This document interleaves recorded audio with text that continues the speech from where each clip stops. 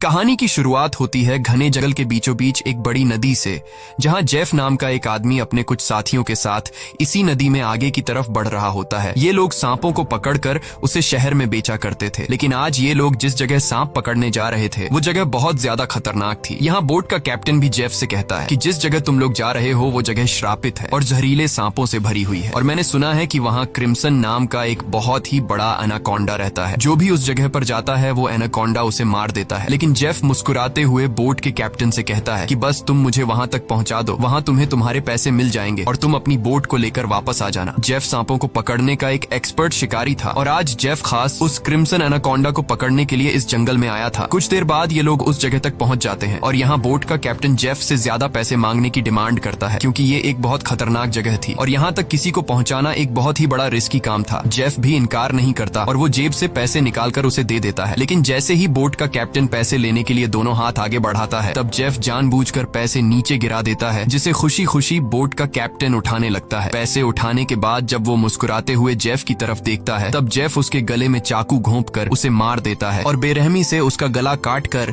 नदी के पानी में उसका सिर फेंक देता है। ये सब कुछ नदी के किनारे खड़े जेफ के साथी भी देख रहे थे। जेफ को ऐसा करते देखकर वो दोनों बहुत ज्यादा डर जाते हैं। इसके बाद जेफ अपने दो साथियों के पास आता है और उनसे कहता है कि अगर तुम दोनों ने भी मुझे धोखा देने की कोशिश की तो तुम्हारा भी यही हाल होगा। इसके बाद ये तीनों जंगल में आगे बढ़ते हुए एक जगह पर पहुंचते हैं, जहां उन्हें सांपों की एक बड़ी मूर्ति दिखाई देती है और ये देखते हुए जेफ कहता है तो आखिर क्रिम्सन एनाकोंडा की कहानी सच थी। दूसरी तरफ जेफ के साथियों को बहुत सारे सांप मिल जाते हैं, जिन्हें देखकर वो भी बहुत ज्यादा खुश हो जाते हैं। इसके बाद ये दोनों जल्दी से सभी सांपों को पकड़कर बैग में बंद करने लगते हैं, जबकि जेफ इन छोटे सांपों पर ध्यान नहीं देता और वो इस जंगल के सबसे बड़े सांप, जिसका नाम क्रिम्सन एनाकोंडा है, उसे ढूंढने लगता है। अब इन दो साथियों ने जो सांप कपड़ों के बैग में भर दिए थे, उन सांपों को अकेले एक साथी बोट तक लेकर आता है। वो देखता है कि जेफ ने जिस आदमी का गला काटकर पानी में फेंक दिया था, उसकी सर कटी लाश कुछ दूरी पर पानी में खड़ी है। ये देखकर उसे अपनी आंखों पर यकीन नहीं आया। तभी वो लाश अचानक पानी में डूब गई और तैरते हुए एक बड़ी सी चीज तेजी से उसकी तरफ बढ़ने लगी। वो आदमी डर के मारे तेजी से जंगल की तरफ भागने लगता है, लेकिन तभी बिजली की रफ्तार से एक बहुत ही बड़ा एनाकोंडा उसे जकड़ लेता है। वो एनाकोंडा उस आदमी की बॉडी पर लिपटकर उसकी हड्डियां तोड़ देता है और अपना बड़ा सा मुंह खोलकर उसे खाने लगता है। दूसरी तरफ हम उस आदमी के दूसरे साथी को देखते हैं, जो सांपों से भरे एक बैग को लेकर जंगल में आगे की तरफ बढ़ रहा होता है। तभी वो अचानक एक जगह पर रुककर कुछ ऐसा देख लेता है जिससे वो बहुत ज्यादा डर जाता है। असल में उसने उसी बड़े एनाकोंडा की बॉडी को रेंगते हुए देख लिया था। जैसे ही वो एनाकोंडा एक पेड़ पर चढ़ रहा था, तो उसके पेट को देखकर साफ लग रहा था कि उसने किसी इंसान को जिंदा निगल लिया है। अब इससे पहले कि वो आदमी अपनी जान बचाकर भाग पाता, तभी वो एनाकोंडा उसके साथी की लाश को उगल देता है। इसके बाद वो सांप उस आदमी को भी पकड़ लेता है। वो सांप उस आदमी को जकड़कर जोर से दबाता है और पेड़ से लिपटकर उस आदमी को भी खाने लग जाता है। ये सब कुछ ही दूर से जेफ भी देख रहा होता है और ये देखकर जेफ अपने साथी को बचाने के बजाय खुश हो रहा था, क्योंकि जेफ भी यही चाहता था कि कोई उस सांप का चारा बन जाए और जब चारे को खाते समय सांप का ध्यान भटक जाए, तब जेफ सांप को बेहोश करके मार दे। इसके बाद जेफ अपना शॉटगन निकालकर सांप को बेहोश करने ही वाला था कि तभी अचानक जंगल के सभी जानवर और बर्ड्स शोर मचाने लगे, जिनकी आवाज सुनते हुए वो एनाकोंडा अपने शिकार को ऐसे ही छोड़कर चला जाता है। आखिर कुछ तो ऐसा था जिससे जंगल के सभी जानवर डर रहे थे। अब यहाँ सीन कट होता है और हमें एक सर्कस शो दिखाया जाता है। ये सर्कस अब बंद होने के कगार पर था। कोई भी इस सर्कस को देखने का इंटरेस्ट नहीं रखता था। यहाँ सर्कस के मालिक के पास बिली यांग नाम का एक लड़का आता है, जो सर्कस के मालिक को पैसों से भरा हुआ एक सूटकेस देकर सर्कस में काम करने वाले सभी लोगों को खरीद लेता है, क्योंकि उसने थाईलैंड जाकर एक नया सर्कस खोलने का प्लान बनाया हुआ था। सर्कस के लोग बिली यांग के पास इतने सारे पैसे देखकर परेशान हो जाते हैं, क्योंकि आज से कुछ साल पहले बिली यांग बहुत गरीब हुआ करता था। वो भी इन लोगों के साथ मिलकर सर्कस में काम किया करता था, लेकिन पता नहीं कि बिली यांग अब कौन सा ऐसा काम करने लगा जिससे वो रातों रात इतना अमीर हो गया। अगली सुबह बिली यांग बोट के जरिए सभी लोगों को थाईलैंड ले जाने का प्लान बनाता है। अब क्योंकि बिली यांग ने इन सभी लोगों को खरीद लिया था, इसलिए ये सभी उसकी बात मानकर बोट में बैठ जाते हैं और बोट का कैप्टन बोट को चलाने लगता है। रास्ते में बिली यांग बाथरूम में छिपकर किसी को कॉल करता है और कॉल पर वो सामने वाले से कहता है कि डिलीवरी तैयार है, जल्द ही मैं इन लोगों को लेकर तुम्हारे पास पहुंच जाऊंगा। बिली यांग की इन बातों से हमें पता चलता है कि वह बोट पर मौजूद लोगों के साथ कुछ गलत करने वाला है। कुछ दूर आगे जाने के बाद ये लोग देखते हैं कि आगे का रास्ता बंद है, जहां लकड़ी और कई सारे कंटेनर्स रखकर किसी ने रास्ता रोक दिया था। तब बोट का कैप्टन कहता है कि हम दूसरे रास्ते से जा सकते हैं, लेकिन उस रास्ते से जाते हुए हमें थाईलैंड पहुंचने में बहुत टाइम लगेगा। इसलिए बिली यांग को कैप्टन का आइडिया पसंद नहीं आता। वो कैप्टन को धमकी देता है कि जो भी हो हमें वक्त पर थाईलैंड पहुंचना है, क्योंकि वहां हमारा शो है जिसके पैसे मैं एडवांस ले चुका हूं। अगर हमने शो नहीं किया तो हम बर्बाद हो जाएंगे। कैप्टन कहता है कि अगर तुम लोग लंबे रास्ते से नहीं जाना चाहते तो फिर हमारे पास यही एक रास्ता है। वह कहता है कि हम इन सारी चीजों को बॉम्ब से उड़ा देंगे और अपना रास्ता बनाकर यहाँ से निकल जाएंगे। बिली यांग को कैप्टन की बात ठीक लगती है और वो इसके लिए तैयार हो जाता है, लेकिन उन्हें पता नहीं था कि ये लोग कितनी बड़ी गलती करने जा रहे हैं। इसके बाद ये लोग कंटेनर्स के पास बॉम्ब रखते हैं और फिर उन्हें रिमोट से उड़ा देते हैं। ऐसा करने से उनका रास्ता तो साफ हो गया, लेकिन धमाके की वजह से ढेर सारे सांप उनके बोट पर गिर जाते हैं, क्योंकि उन सभी कंटेनर्स में सांप भरे थे। डर के मारे ये लोग यहाँ वहाँ भागने लगते हैं। अब पूरी बोट सांपों से भर चुकी थी और ये सांप बोट पर मौजूद लोगों को डसने लगते हैं। यहाँ लेनी नाम की एक लड़की समझदारी से काम लेते हुए पाइप के जरिए प्रेशर से पानी खोल देती है और अपने आसपास जितने भी सांप होते हैं सबको बोट से नीचे पानी में गिरा देती है। बिली यांग डर के मारे बोट के बाथरूम में छिप जाता है, लेकिन तभी अचानक बाथरूम की छत टूट जाती है और बहुत सारे सांप बिली यांग के ऊपर गिर जाते हैं। उनसे बचने के लिए वह नदी में कूद जाता है और तैरते हुए किनारे तक पहुंचता है, लेकिन वहां पर भी एक किंग कोबरा उसके सामने आ जाता है। अब इससे पहले कि वो किंग कोबरा बिली को काट पाता, तभी कोई आदमी सांप पर पैर रखकर उसे कुचल देता है और बिली यांग की जान बचा लेता है। यह इंसान कोई और नहीं बल्कि जेफ था। अब जेफ ने बिली की जान बचाई थी, इसलिए बिली उसे अपने बोट पर ले आता है। जेफ यहाँ सभी से झूठ कहता है कि मैं एक वाइल्ड एक्सप्लोरर हूँ और एक एक्सीडेंट की वजह से यहाँ जंगल में फंस गया हूँ। तभी सर्कस के एक आदमी जिसका नाम जियाओ है, उसके कान में तेज दर्द होने लगता है। दर्द इतना ज्यादा था कि वह नीचे गिर जाता है। जब जेफ उसके कान में गौर से देखता है तो उसे पता चल जाता है कि जियाओ के कान में तकलीफ क्यों हो रही है। इसके बाद जेफ अपनी उंगली पर एक कट लगाकर उसे जियाओ के कान के पास ले जाता है और तभी जियाओ के कान से एक पतला जहरीला सांप निकलकर जेफ की उंगली को काट देता है, लेकिन सांप के काटने के बावजूद जेफ को कुछ नहीं होता और वह उस पतले सांप को पानी में फेंक देता है। ये देखकर लेनी बहुत हैरान हो जाती है और सोचने लगती है कि आखिर सांप के काटने के बाद भी जेफ पर जहर का असर क्यों नहीं हुआ। लेनी भी सांपों के बारे में जानकारी रखती थी। वह जानती थी कि एक सांप के जहर से इम्यून होने के लिए इंसान को बहुत सारा सांप का जहर अपने शरीर में डालना पड़ता है, तब जाकर उस इंसान पर सांप के जहर का असर नहीं होता। ये सारी चीज वह बिली यांग को भी बताती है और कहती है, मुझे जेफ ठीक नहीं लग रहा। तुमने भी देखा कि सांप ने उसे उंगली पर काटा, लेकिन जेफ को कुछ नहीं हुआ। लेकिन बिली यांग लेनी की बातों पर ध्यान नहीं देता और कहता है कि हमें जेफ का शुक्रिया अदा करना चाहिए, क्योंकि उसने मेरी और हमारे एक साथी की जान बचाई है। दूसरी तरफ जेफ इस बोट के कैप्टन से मिलता है। जेफ बोट के कैप्टन को ढेर सारे पैसे देकर एक नक्शा दिखाता है और बोट के कैप्टन से कहता है कि अगर तुमने मुझे नक्शे पर बताई गई जगह पर पहुंचाया तो मैं वहां पहुंचकर तुम्हें और भी ढेर सारे पैसे दूंगा। कैप्टन उस जगह का नाम सुनते ही बंदूक उठाकर जेफ पर तान देता है। वह कहता है कि अगर दोबारा तुमने वहां जाने की बात की तो मैं तुम्हें गोली मार दूंगा। दरअसल कैप्टन भी उस जगह के बारे में जानता था कि वहां एक बहुत ही खतरनाक क्रिम्सन नाम का एनाकोंडा रहता है। यह सुनकर जेफ वहां से चला जाता है। कैप्टन बोट में बैठकर मछलियां पकड़ने लगता है, लेकिन तभी हम देखते हैं कि कैप्टन जिस फिशिंग रॉड से मछलियां पकड़ रहा था वह फिशिंग रॉड नीचे से कोई जोर से खींचता है, जिसकी वजह से वह फिशिंग रॉड कैप्टन के हाथ से छूटकर नीचे गिर जाती है। अब कैप्टन उस फिशिंग रॉड को उठाने के लिए नीचे झुकता है, लेकिन तभी उसे कोई पानी में नीचे खींच लेता है। दरअसल कैप्टन को किसी और ने नहीं बल्कि जेफ ने पानी में नीचे खींचा था। कैप्टन को मारने के बाद जेफ कैप्टन की बॉडी को उस जंगल में मौजूद एनाकोंडा को बुलाने के लिए चारे के तौर पर इस्तेमाल करता है। कुछ देर बाद सभी कैप्टन को ढूंढने लगते हैं, लेकिन बोट का कैप्टन उन लोगों को कहीं पर भी नहीं मिलता। लेनी को जेफ पर शक होने लगता है कि कहीं जेफ ने उसे मार तो नहीं दिया। वह जेफ से पूछती है कि कैप्टन कहाँ है, लेकिन जेफ कहता है कि मुझे कैप्टन के बारे में कुछ भी नहीं पता। वह यह भी कहता है कि यह जंगल है, यहाँ इंसानों का गायब होना आम बात है। तभी अचानक पूरे जंगल में एक अजीब सा शोर छा जाता है। जंगल के सभी परिंदे और जानवर शोर मचाकर भागने लगते हैं। तभी एकदम से उन सबको पानी में कुछ अजीब सी हलचल सुनाई सुनाई देती है। एक साथी कहता है कि यह आवाज कैसी है। तब जेफ खुश होकर कहता है कि कुछ बड़ा आने वाला है। जेफ की खुशी से ये साफ जाहिर हो रहा था कि जैसे वह इस आने वाले खतरे का इंतजार कर रहा था। तभी हम देखते हैं कि नदी की गहराई में एक बहुत ही बड़ा एनाकोंडा जेफ के लगाए जाल की तरफ बढ़ रहा है। जेफ का लगाया हुआ फिशिंग रॉड जोरों से नीचे की तरफ खींचता है। अब जेफ एनाकोंडा को पकड़ने के लिए फिशिंग रॉड को पकड़ने की कोशिश करता है, लेकिन वह एनाकोंडा इतनी आसानी से जेफ के जाल में कहां फंसने वाला था। तभी वह एनाकोंडा उनके सामने आ जाता है। यह एनाकोंडा आकार में बहुत बड़ा और बेहद डरावना था, जिसे देखकर सबके गले में सांसें अटक जाती हैं। जेफ ने जो फिशिंग रॉड की रस्सी पकड़ी हुई थी, एनाकोंडा उस रस्सी को जोर से खींचता है, जिससे जेफ नीचे पानी में गिर जाता है। वह एनाकोंडा जेफ को पानी में इधर उधर पटकने लगता है, लेकिन जेफ इतनी आसानी से हार मानने वाला नहीं था। वह खुद को बचाने के लिए तैरते हुए उसी नदी में मौजूद एक छोटी बोट पर चढ़ जाता है और एनाकोंडा को पकड़ने वाले जाल की रस्सी को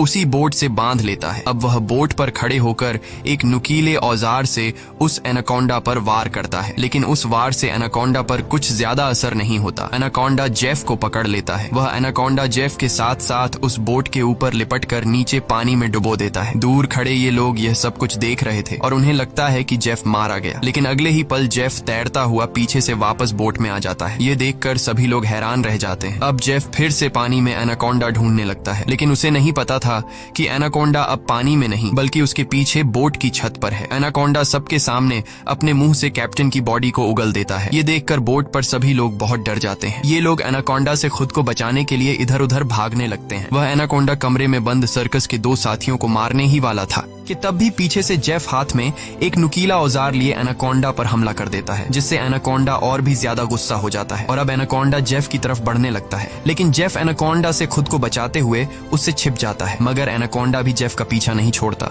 वह जेफ को ढूंढने के लिए बोट के अंदर घुस जाता है, जहां बोट के अंदर सर्कस के बाकी लोग भी छिपे हुए थे। लकीली एनाकोंडा बिली और डायना को देख नहीं पाता। वह उनके ऊपर से रेंगते हुए खिड़की से होकर बोट से बाहर निकल जाता है। ये सभी लोग बोट के कोने कोने में छिपे हुए थे। एनाकोंडा इन लोगों को ढूंढते हुए जब बाथरूम की तरफ जाता है तो वह एक बच्चे और जियाओ को देखता है। एनाकोंडा तुरंत उन दोनों पर हमला कर देता है, लेकिन यह दोनों खुद को बचाते हुए वहां से निकल जाते हैं। अब उनके पास लेनी भी पहुंच जाती है। जैसे ही एनाकोंडा लेनी पर हमला करता है, तब जियाओ समझदारी से काम लेते हुए एनाकोंडा के सिर के आगे एक मटका लाता है, जिससे एनाकोंडा का सिर मटके के अंदर फंस जाता है। मटके से अपना सिर निकालने के लिए एनाकोंडा तड़पने लगता है और इसी हलचल में यहाँ पर केरोसिन ऑयल का गैलन गिर जाता है। एनाकोंडा अपने सिर से मटके को निकालने के लिए पूरी तरह से बेकाबू हो जाता है। वह यहाँ वहाँ खुद को मारता है और आखिर में वह अपने सिर को बोट से पटक कर मटके को तोड़ देता है, जिससे उसका सिर आजाद हो जाता है। लेकिन आजाद होते ही पीछे से जेफ एनाकोंडा के गले में रस्सी का फंदा डाल देता है। इससे पहले कि जेफ उस एनाकोंडा को पकड़ पाता, तभी नीचे केरोसिन ऑयल गिरने की वजह से बोट में आग लग जाती है और आग धीरे धीरे बढ़ते हुए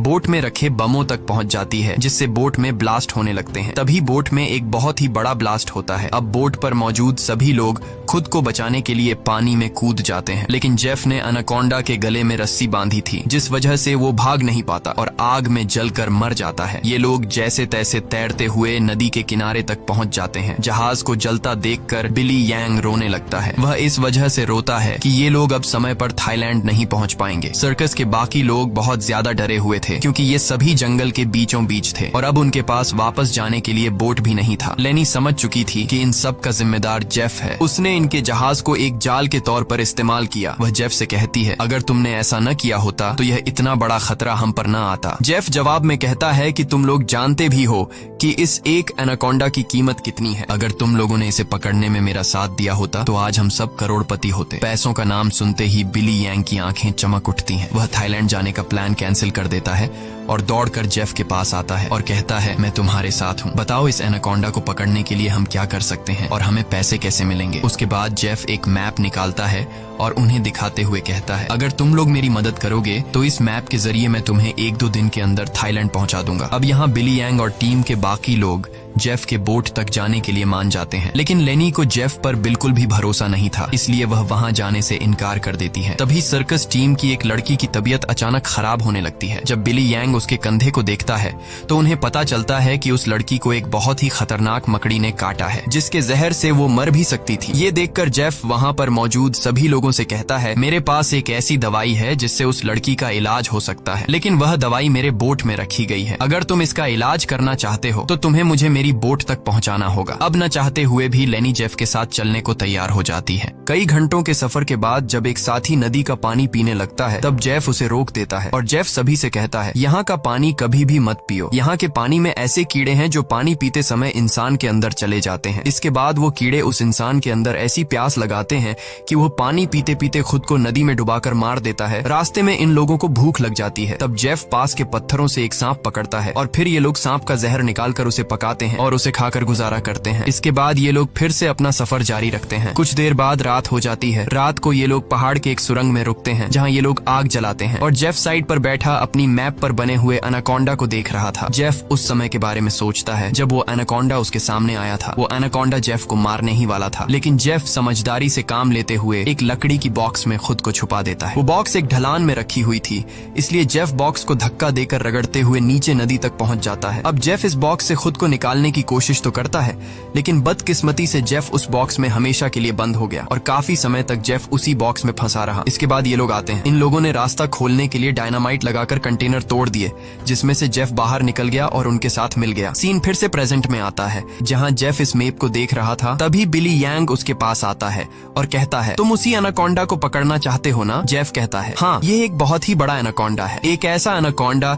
जो इस पूरे जंगल का राजा है। यहाँ के सभी जानवर इस एनाकोंडा से डरते हैं। इसने दुनिया के बड़े बड़े शिकार किए हैं, यहाँ तक कि इसने अपने ही जैसे बड़े बड़े एनाकोंडा को मार गिराया, और अगर हम उसे पकड़ने में कामयाब हुए तो हम रातों रात मिलियनेयर बन जाएंगे। पैसों का सुनते ही बिली यंग कहता है, मैं आपके साथ उस एनाकोंडा को पकड़ने के लिए तैयार हूँ। अब काफी रात हो जाती है और ये सभी लोग सो जाते हैं। तभी सर्कस के एक साथी की किसी अजीब सी आवाज से आंख खुलती है। वो देखता है कि उसका भाई यहाँ नहीं है। अपने भाई को ढूंढते हुए वो उस सुरंग से बाहर आया और उसे ढूंढते हुए नदी के पास जाता है, जहाँ वो देखता है कि उसका भाई अपने आप को नदी के पानी में डुबाने की कोशिश कर रहा है। ये आदमी उसे ऐसा करने से रोकता है, पर उसका भाई इसकी कोई बात नहीं सुनता। और तब वो देखता है कि उसके भाई की नाक से कुछ अजीब से कीड़े निकल रहे हैं, जिसे देखकर वो समझ जाता है कि इसने इस नदी का पानी पी लिया है। जो कि जेफ ने बताया भी था कि इस नदी का पानी पीने के बाद उस पानी के अंदर मौजूद कीड़े उस इंसान को इतनी प्यास लगा देते हैं कि वो इंसान खुद को उस पानी के अंदर डुबाने पर मजबूर हो जाता है। और ठीक ऐसा ही होता है। अपने भाई को मरा हुआ देखकर ये आदमी बहुत ज्यादा रोता है और वापस सुरंग में आ जाता है। अगली सुबह ये लोग दोबारा अपने सफर पर निकल जाते हैं। कई घंटों का सफर तय करने के बाद ये लोग एक नदी के पास पहुंच जाते हैं और अब इन लोगों को अपनी मंजिल तक पहुंचने के लिए उस नदी में से होते हुए पैदल जाना पड़ेगा। अब ये लोग पहले तो उस नदी में उतरने से काफी ज्यादा डर रहे थे, लेकिन कोई दूसरा रास्ता न होने की वजह से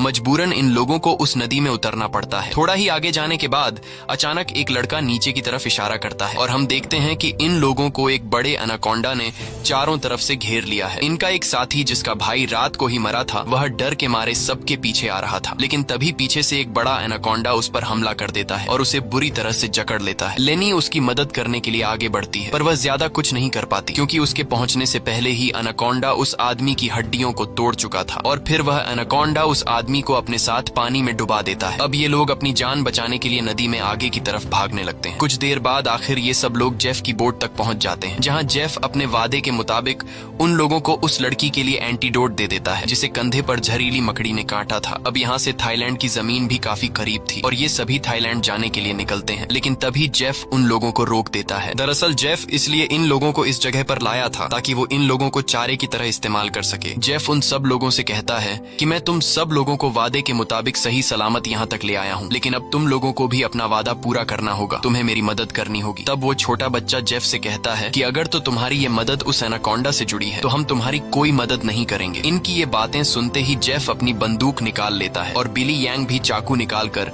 उसका साथ देने लगता है। बिली यांग सभी से कहता है कि जेफ जो भी कह रहा है तुम्हें उसकी बात माननी चाहिए। यहाँ लेनी कहती है कि तुम लोग पागल तो नहीं हो गए हो, उस एनाकोंडा को पकड़ना बहुत मुश्किल है, क्यों तुम लोग अपनी जान से हाथ धोना चाहते हो? जेफ कहता है, हाँ तुम ठीक कह रही हो, उस एनाकोंडा को पकड़ना मुश्किल तो है पर नामुमकिन नहीं, क्योंकि उस एनाकोंडा को खाते हुए जब उसका ध्यान भटक जाए तब उसे पकड़ा जा सकता है। उसके बाद बिली यांग और जेफ सर्कस टीम के 2 लोगों को रस्सी से बांधकर सांप का चारा बनाते हैं। वह बच्चा बिली यांग से कहता है, तुम ऐसा क्यों कर रहे हो? सोचो अगर हम लोग मर गए तो तुम्हारी सर्कस में कौन परफॉर्म करेगा? ये सुन सुनकर बिली यांग जोर जोर से हंसने लगता है और उस बच्चे से कहता है कि क्या तुम लोगों ने कभी सोचा नहीं कि मैं इतनी जल्दी कुछ ही सालों में इतना अमीर कैसे हुआ? अरे पागलो, मैं तुम लोगों को थाईलैंड में सर्कस के लिए थोड़ी लेके जा रहा था। मैं तो तुम्हारी बॉडी के ऑर्गन्स को बेचकर बहुत सारा पैसा कमाने वाला था और यही मेरा बिजनेस है। लेकिन अब देखो, मैंने अपना प्लान चेंज कर दिया। अब मैं जेफ के साथ मिल गया हूँ क्योंकि मैं जानता हूँ कि तुम्हारे बॉडी पार्ट्स से भी ज्यादा पैसे मुझे ये एनाकोंडा दे सकता है।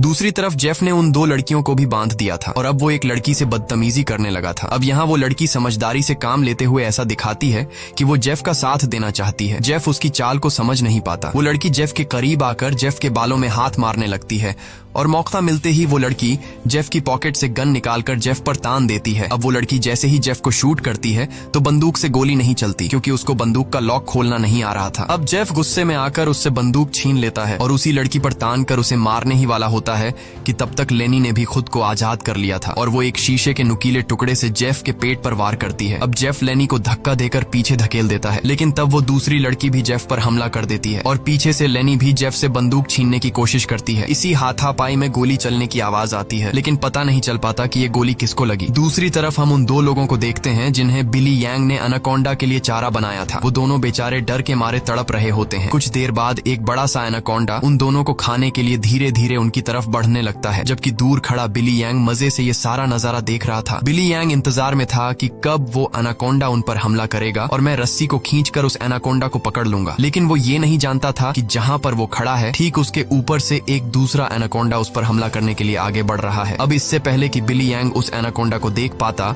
वो एनाकोंडा उसके काफी करीब पहुंच जाता है और वो एनाकोंडा बिली यांग पर हमला करके उसे अपने साथ उठाकर ले जाता है और तब बिली यांग के हाथ से रस्सी छूट जाती है, जिससे एनाकोंडा का चारा बने हुए दो लोगों को जाल कवर कर लेता है, जिससे उनकी जान बच जाती है। दूसरी तरफ जेफ उस लड़की को मारने की कोशिश करता है, लेकिन लेनी पीछे से आकर जेफ को एक बड़ी लकड़ी से सिर पर मारकर बेहोश कर देती है। जेफ के बेहोश होते ही ये दोनों भागते हुए अपने दो साथियों के पास पहुंच जाती हैं और उन्हें जाल से आजाद कर लेती हैं। लेकिन बदकिस्मती से जेफ को होश आ गया था और वो उनकी तरफ बढ़ने लगा, लेकिन तभी एक बड़ा सा एनाकोंडा आकर जेफ को ले जाता है। ये लोग अब जल्दी से यहाँ से निकलने की तैयारी करते हैं, लेकिन उनकी एक साथी चलने के लायक नहीं थी क्योंकि जेफ और उन लड़कियों के बीच हाथापाई के दौरान जो गोली चली थी वो गोली उस लड़की को लगी थी। कुछ देर बाद वो लड़की उनकी नजरों के सामने दम तोड़ देती है। अब बचे हुए तीन लोग अपनी जान बचाने के लिए जेफ की बोट में बैठकर नदी से होते हुए यहाँ से निकलने लगते हैं, लेकिन तभी पीछे से जियाओ को कोई चीज लगती है। जब वो कंधे से उस चीज को उतार कर देखता है तो उसे पता चलता है कि ये एक बेहोशी वाला इंजेक्शन है। कुछ ही सेकंड बाद जियाओ बेहोश हो जाता है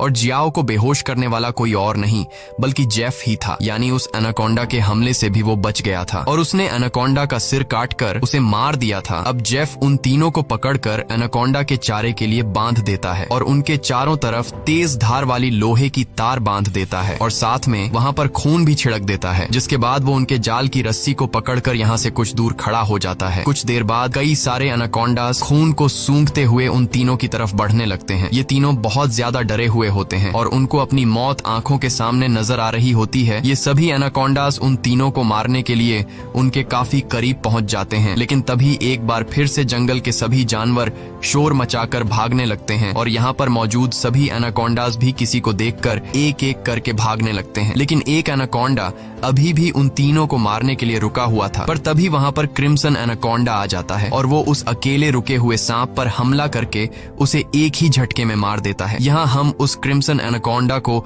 अच्छी तरह से देख पाते हैं, जो साइज में बहुत ही ज्यादा बड़ा और खतरनाक था, जिसे देखकर ये तीनों बहुत ज्यादा डर जाते हैं। लेकिन दूर खड़ा जेफ क्रिम्सन एनाकोंडा को देखकर बहुत खुश होता है। वो एनाकोंडा उन तीनों से लिपटकर अपना बड़ा सा मुंह खोलकर उन तीनों को खाने ही वाला था कि तभी जेफ जाल की रस्सी छोड़ देता है, जिसमें वो एनाकोंडा फंस जाता है। ये एनाकोंडा अपने आप को छुड़ाने के लिए तड़पने लगता है। वो काफी जोर लगाकर खुद को आजाद करने की कोशिश करता है, लेकिन जब वो आजाद नहीं हो पाता तब वो अपने तेज नुकीले दांतों से जाल की रस्सी काटकर खुद को आजाद कर लेता है। लेकिन अभी भी जाल की रस्सी उसके बॉडी में फंसी हुई थी, इसलिए जेफ रस्सी को मजबूती से पकड़कर उसे पकड़ने की कोशिश करता है, पर जेफ एनाकोंडा की ताकत का मुकाबला कहाँ कर सकता था। जेफ उसे पकड़ने की कोशिश में दो पेड़ों के बीच फंस जाता है और अब वो उन पेड़ों से बाहर निकल नहीं पाता और मौके का फायदा उठाते हुए वो क्रिम्सन एनाकोंडा जेफ की तरफ बढ़ने लगता है और जेफ को पकड़कर बुरी तरह से जकड़ने लगता है। ये तीन लोग भी अपनी आंखों से ये सारा नजारा देख रहे थे और डर के मारे जल्दी जल्दी से खुद को छुड़ाने की कोशिश करते हैं, क्योंकि उन्हें पता था कि जेफ के बाद उनकी बारी है। ये लोग खुद को छुड़ाने का हर मुमकिन तरीका अपनाते हैं, लेकिन ये लोग उस जाल से निकल नहीं पाते। तभी वो छोटा लड़का अपने आप को बचाने के लिए अपने दांतों से जाल की रस्सी काटने में लग जाता है और काफी कोशिश के बाद